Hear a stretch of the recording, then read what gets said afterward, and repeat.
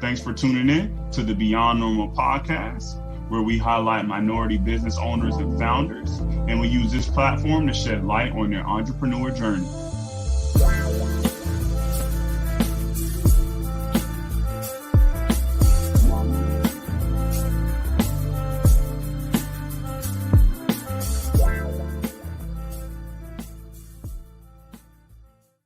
Welcome to the Beyond Normal podcast, sponsored by Velourit. I'm excited to have another entrepreneur on with you guys today. As you know, we have curated this list with our partners at Velourit. So today we actually are excited to have Adrian Cole. He is the founder of VoiceBlast.fm, which is making it easier for creators, influencers, and community builders to connect and engage with their communities using interactive audio. We're going to hop right into these questions because I know Adrian has a lot to share. So starting out, Adrian, can you tell us just a little bit around your background leading up to you starting VoiceBlast.fm? There was a huge white space with podcasting that creators and their audiences really didn't have a unique way to communicate. You could consume, and when you look at the internet, it's really about like the information highway. But you had this one content medium that was really just mimicking what you see with broadcast radio, and not being interactive. And on both sides of the equation, when you look at what the creators were doing and what the consumers wanted, there was this interaction point that was completely non-existent. And so it was very easy for me to realize, okay, well, this is something that we need to explore. Sort of dove in head first. Built a very simple MVP on the web, and then from then on, it kind of just snowballed until we developed into VoiceBlast, and now we're working on our mobile apps, which is going to be launching next week. Thanks for that breakdown, Adrian. And I know you've lived this podcast life, and so you've pivoted your business a little bit. Tell us a little bit. How was that experience pivoting? Like you said, you kind of worked through it a couple times, iterated. How did you go about, making that final decision to pivot into what you're doing now with VoiceBlast? Sure. Yeah. So I wouldn't necessarily call it a pivot. I would say that it was a lot more like smaller iterations as we went along.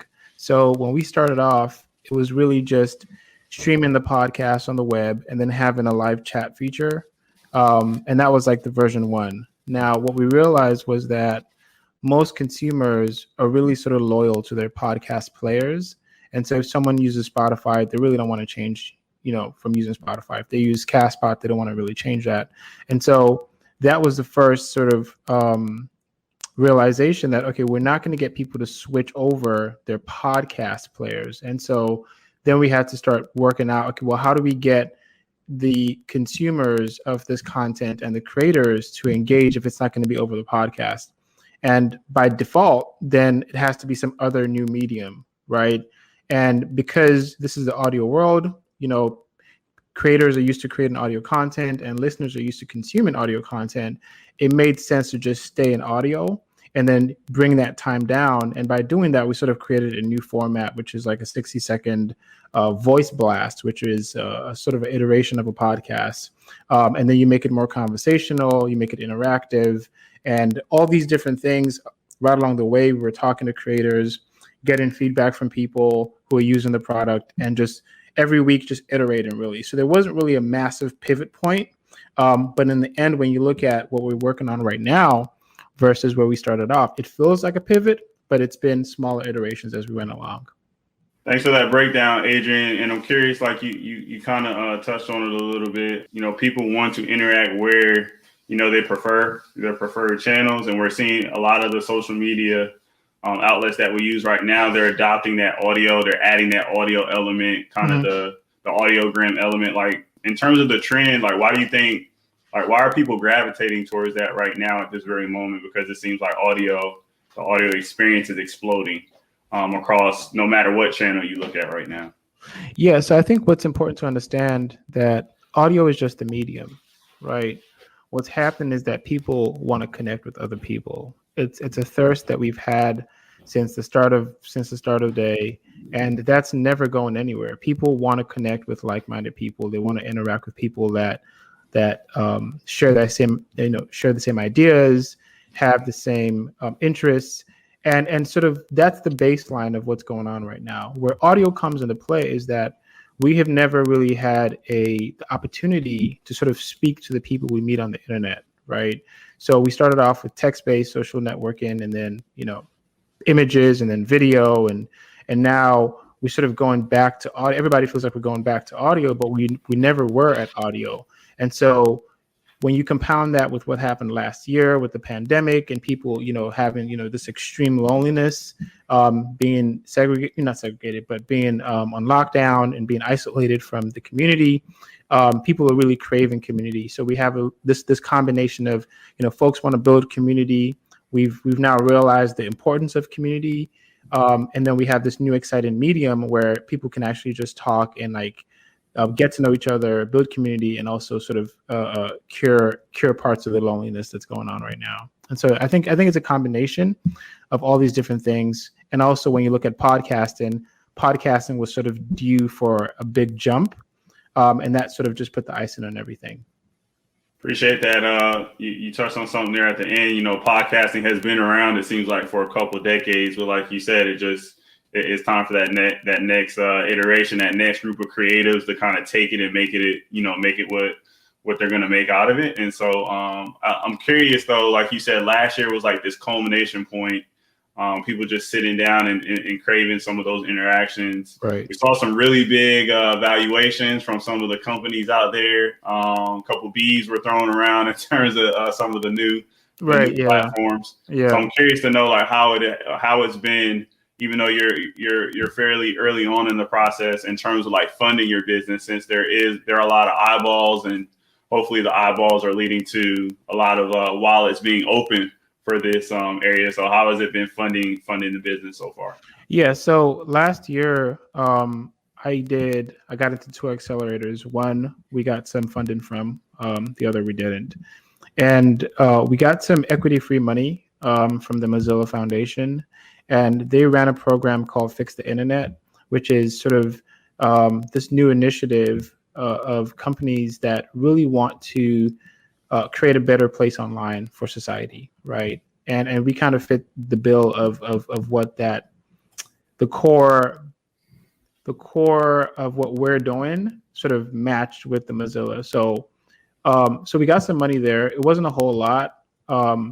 But we sort of used that and bootstrapped all the way up until now. And now when we launch our private beta and we get X amount of users in, then we can go out and fundraise. But look, I think social is hot right now. Everybody thought social was dead. It's not, it's back. And audio is hot. And so we're hoping that we're able to connect with the right people who are also excited about the space and want to fund a company like what we're doing. Appreciate that. And you touched on something there around the accelerator route.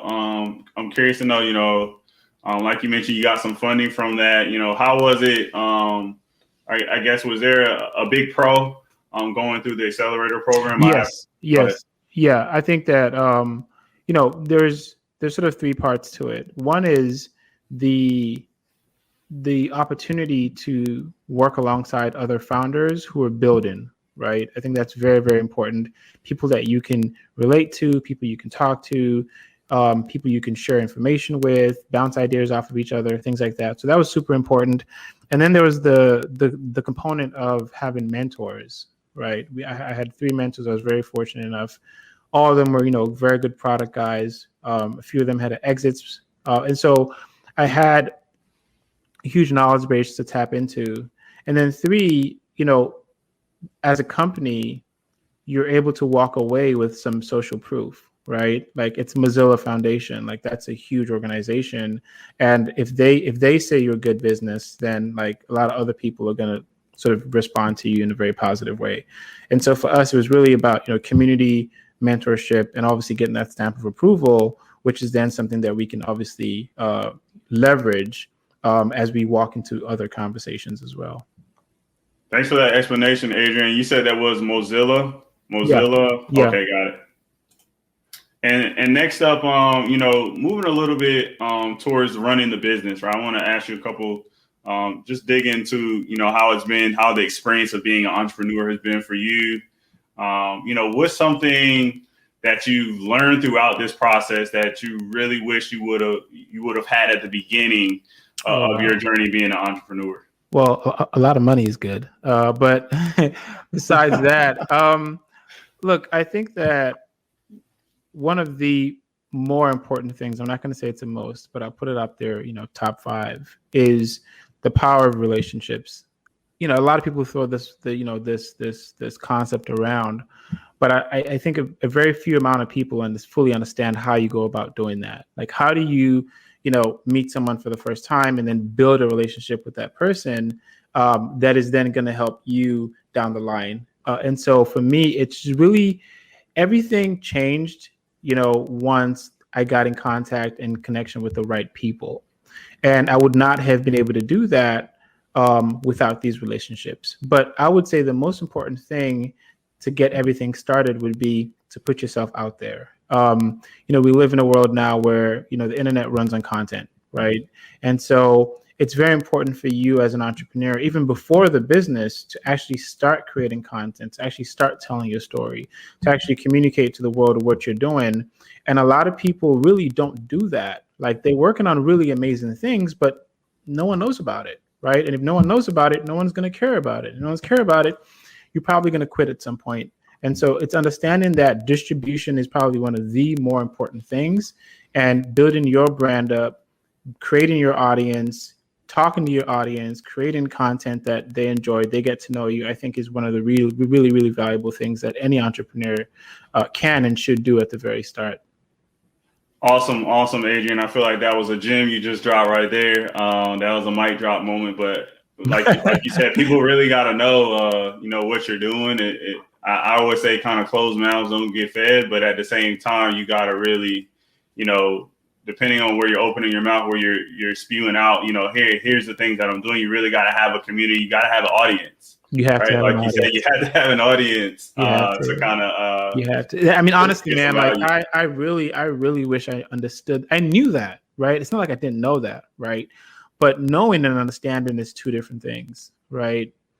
And so a lot of people know it. They're like, oh yeah, I should definitely build an audience. But do you write newsletters? Are you creating YouTube content? Are you on LinkedIn growing your following? Are you on Twitter tweeting? Like, no. Well, no one knows who you are. Like, there's a lot of people doing what you're doing for sure. Like, there's probably like tens, maybe 20, 30 audio apps right now, but you probably know one or two. You know about what we're doing, and you know about Clubhouse. That's it.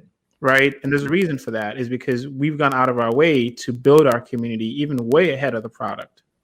Got it. And so do you think, in this space around the interactive audio, how much value do you put in having a smaller engaged audience versus having millions and millions of people who just casually use your yeah, that's a really good question. So smart money is, you want to have usage, especially with consumer products. You can have 100,000 people download your product, sign up, and never come back. Like, you don't want that. But if you have 1,000 people, spending 8 hours a day on your product, that's like what you got there, man. That's something of value. And I think that's what a lot of people didn't understand with Clubhouse, was that, how do you have 1,000 users and you're able to raise $10 million? Well, it's because those 1,000 users were spending a lot of time on the product. And so for us, we're going out of our way to ensure that, the community is small and tight at the start, right? People are comfortable creating content. They're comfortable communicating. We're improving the product as well. And the first thing for us is to build the culture, right? Even though it's an online community, it's still like any other community, right? Where you have to have ground rules, you have to have a culture, you have to have sort of the unspoken rules of how you engage on the platform. And once we've developed that, right, it doesn't take very long. I mean, a few months or whatever. Once you've developed that, cultural layer, then you can start scaling that, because then that core audience, that core user base is going to teach the new users how to use the platform. They're going to be the stewards of how you engage on this platform. And as that grows, I mean, you are going to lose some of the culture as you scale, but without that core, you're really going to collapse very quickly. Thanks for that breakdown. And I'm curious, it just came on my mind. I really consider Adrian, I know some people may have not seen your Twitter, some of our audience. You are a creative. You are a creative yourself, in my book. And so this is a creative. I look at it as a creative, creating a platform for creatives is the way that I look at it. And so I'm curious, like for you wearing your creative hat, like how do you know if the amount of content you're putting out there is enough? Like that's something that I struggle with. Wow. Yeah, Okay. Yeah. So quantity of content. I think that it's too much when the quality starts to dwindle. I don't think you can ever get enough content, to be honest with you, but get enough good content. Now that's hard. Right. And so, very much like Twitter, right? Let's use Twitter as an example, right? So if you tweet once a day, you're probably going to go viral once a month, right? It's just math. If you tweet 5 times a day, you're probably going to go viral maybe once every 2 weeks. If you tweet 10 times a day, well, you're probably going to go viral at least once every 2 days. You tweet 20 times. And so like you have to create that muscle of what you think your audience is going to enjoy, right? How you need to deliver it, what time you need to deliver it, and all these things you have to constantly be experimenting with. So I think as a creative, you always creating content, right? Because you're really building the muscle up of creating good content. You're never going to be perfect, right? And it's going to be based on the mood of your audience, the state that they're in, the time of day, and so for me, you can't create enough content, right? Like, because everything's really practice, right? And so if I say, oh, well, once you get to 20 tweets a week, you're good, you can tap out and like go do something else. I don't think that like that's the smart move. The smart move is to constantly be working on your craft. And I think that has no end goal. And you can never create enough content, to be honest with you. And if it's good, people will love it and they'll consume it, and they'll consume a lot of it too. And if they're not consuming it, then you need to work on the quality of what you're putting out. Thanks for that, Adrian. You dropped a couple nuggets there. I was hoping you were going to tell me that I drop enough content, but you No, it's not enough. I'm sorry. you got to do way more than that. You got to dominate that timeline. That's hard to do for me. So, So I appreciate that. And like I said, Adrian, for those of you who have not followed his content, Twitter is what my go-to for his content. He is a creative when it comes to that kind of stuff, for sure. So, moving on a little bit, I want to talk a little bit around like how all these platforms and your platform in particular are empowering some of the conversations that we're having now, as a continuation of 2020. Still dealing with the pandemic. We had a lot of conversations around politics, social inequities. Like, how do we leverage these platforms to maximize the ears and the eyeballs that we have right now? So that's a really good question, and it's good because we've been dominated over the past 10. How long has Facebook been around? Since 2006 or 5. That sounds about right. Yeah, so we're going on 15 years now, and they introduced algorithmic feeds probably about maybe 4 or 5 years in. So we've probably been in the algorithmic feed age of probably about a decade. And the reason why it's important to start off here is that the content that you create, is viewership of that content is essentially determined by the algorithm, which is written by, programmers that work at these companies. And so you don't really have a direct line to your audience, right? And so it's very hard to get messages out, right? Things can be silenced. They can be delayed. And so the one thing that we have been thinking about is, well, how do we empower people to directly communicate with their audience, right? Without us stepping in the way and saying, okay, well, the content that you just created, Kenny, we're not going to show me that content. We're going to choose who gets to see this. And so what we wanted to do is actually remove that barrier and go back to the days where, if I followed you, right, I'm going to get a notification every time you create content. Now, what our job is to make sure that we have a dial that you can, turn on and off. So, okay, well, I want to hear from Kenny, once a day or once a week, and that's good enough, right? So that's up to you. But it's not up to us to decide who gets to see your content. And it's important because we are basically an amplifier, right, for voices. And if you build your following up and you have 10,000 people that want to hear from you, when you create content, 10,000 people are going to get notified. It's that simple. And I think if you do that, you're able to, almost in real time, allow people to have discourse online that is not throttled by an algorithm. And so when you continue on from last year, what you have now is the ability to communicate with large amounts of people using audio. You're able to communicate with that emotion, that tone. You're able to tell stories and actually move people to respond to what you're trying to communicate. And so, for us, it's really important to not be the arbiters of content. We want to make sure that you have a direct line to your audience, and you're able to communicate with the people that want to hear from you without us interfering in between. Appreciate that, Adrian. And you brought up some more gems again around just no latency. So having that direct line to your audience. I think of some of the rappers. You think of Nipsey Hussle. Even before him, I think there was a R&B artist, Ryan Leslie. Right. He had that idea around having a exactly. text connection, and it was like a new idea, but it was like, hey, like you said, like you go through normal social media channels, that's okay, but the way you explained it, I never thought of it that way in terms of that algorithm is like the operator.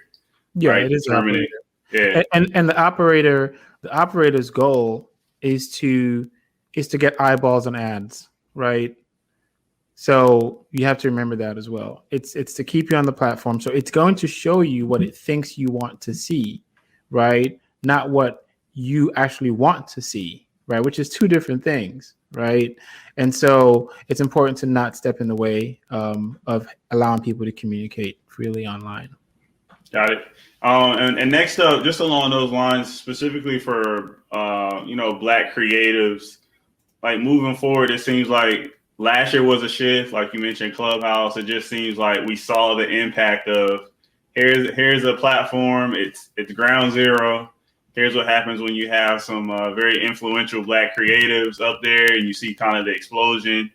Like for Black creatives in particular, I'm curious, like how do they like know their worth, or like how do they like bring that worth into conversations moving forward with a platform like VoiceBlast? Good question. So I think that every Black creative knows their worth. The problem has always been distribution, right? And that's why Clubhouse is what it is right now, because people realize, well, there's 8 million people here, and I could potentially reach 1 million of them if I just stay at this. And so it's always been distribution, right? The voices are there, right? It's really a distribution thing. It's an access thing, and it's a ease of use, right? How fast can you actually grow a following, and how much control do you have over that following? That's the important thing. When you look at what's happening on LinkedIn, I know a lot of Black voices do get silenced on that platform, and there's nothing you can do about it. I've heard of people getting kicked off, and there's no appeal process. And so, there's a fine line to walk here between being parlor, free speech, anything goes, and being, Twitter, which is like algorithm driven, AI, is sort of in charge of what you see and what you don't see. And so what our responsibility is to our creators, right? They keep the platform alive, they keep the people coming in, and they keep the conversation going, right? And so we have to work in partnership with the top creators of the platform to ensure that we're doing everything we can to maximize their voices and to get their message out there. And so that, for us, we don't have all the answers to that right now, but what we do have is we have an open dialogue with our creators that are going to be coming in and making sure that as we build, we're building in tandem with them, and we're building a partnership where they get the benefits of actually contributing to this platform and not just us. Dope. Appreciate you putting that into the core of the business, Adrian. And I know that it's not necessarily the easy thing to do, but like you said, that just makes it that much more inclusive.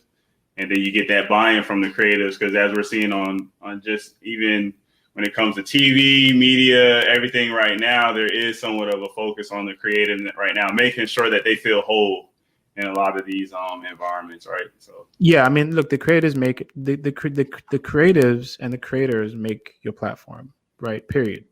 Right. Without creators, I think it's like, what is it, like 100 to 1, or the 90% rule. 90% of people are just going to come into the platform, lurk, consume the content, and leave. And so that 10% of people that actually create content, you owe it to them to make sure they're getting their fair shake. Got it. And so looking forward 2021 and beyond. We came up with this at the beginning of the season with our sponsor, our partner of Valorant. Brooke actually came up. I'm going to say that she coined this phrase, but it's around world domination, right? What does world domination look like for you in 2021 and beyond? You mentioned some of the funding that you're going after right now and just building out the platform, but what are some specific goals around that world domination that you can share with us? Wow. Obviously we want to raise our seed round, which is something that we're going to be doing very soon. So I guess that's one way to sort of, that's the fuel in the world domination rocket. But in terms of like users and where we see ourselves going, I think that by the end of the year, we should have eclipsed our first, million users on the platform. It's a huge goal, and there's a lot of work to get to that point.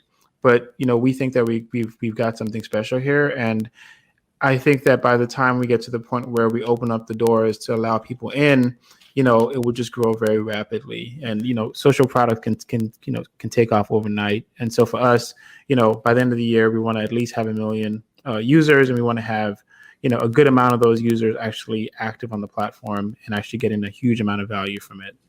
Appreciate it. All right. And so, Adrian, I think we had one person that chimed in around your mic drop. Yeah, that was Marcel Wade. What's going on, Marcel? Mic drop. I'm gonna say those are 4 mic drops right there. Yeah, I got 4. I got 4 mics to the source. At least. But I want to take a step back. How can people reach out and stay connected, with Voice Blast, all the branding and the things that you're doing?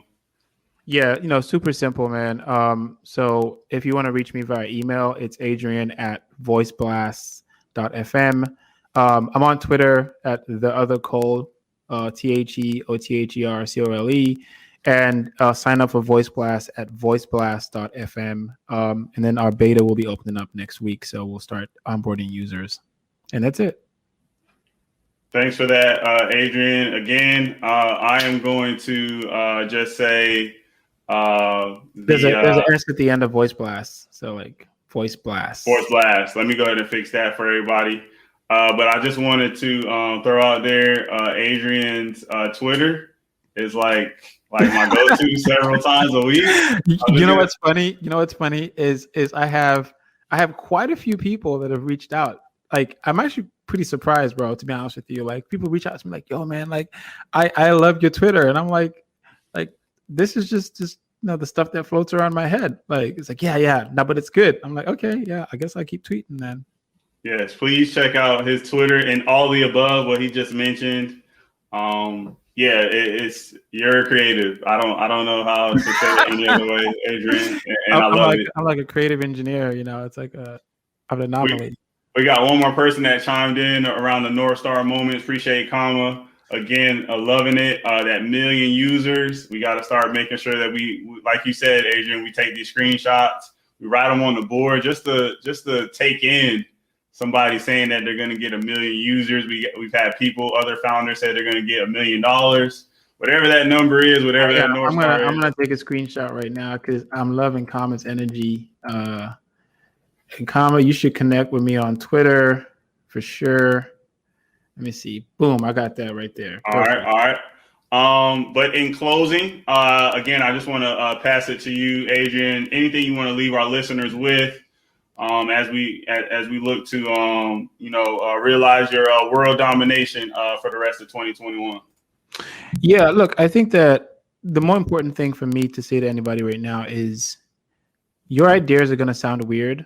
The better they are, the weirder they're going to sound to a lot of people. And it's very important for you to figure it out for yourself. Like, find out for yourself. If you have an idea, for a business or a product, getting feedback from people is great, but really find out for yourself. And you owe it to yourself to chase your dreams and your vision, and do it one step at a time. It's a huge task. It's sort of a very long and lonely journey, but connect with people who are building as well and try things out. And if it's not working, then pivot, change it, try something else. But you really owe it to yourself. I wouldn't be at this point if I ever stopped.